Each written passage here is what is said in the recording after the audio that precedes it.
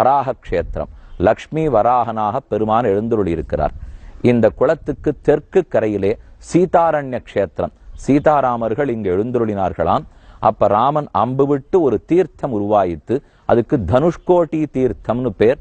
அது உள்ளது. அதனால இந்த ஊர்ல இருக்கிற 8 தீர்த்தத்திலையும் எப்பவுமே தண்ணீர் வற்றவே வற்றாது. அவ்வளவு நீர் நிரம்பி இருக்கிற ஊர். அதற்கு மேலே மேற்கு கரை பஞ்சபாகவத கஷேத்திரம். வியாசர், அம்பரீஷர், புண்டரீகர், சுகர், ருக்மாங்கதர் போன்ற 5 ரிஷிகள் இங்கிருந்து தபஸ் பண்ணினார்கள். அதுக்கு பஞ்சபாகவத கஷேத்திரம்னு பேர். வடக்கு கரைக்கு வந்தால் கருடன் ஸ்வேதத்வீபத்திலேருந்து இங்கு வந்து எழுந்தருளி இருக்கிறாராம். அதனாலே அதுக்கு கருட கஷேத்திரம்னு பேர் ஏற்பட்டது. இப்படி கல்யாணியை சுத்தி 4 பக்கத்திலேயும் 4 உயர்ந்த ஸ்தானங்களை சேவித்து கொண்டோம்.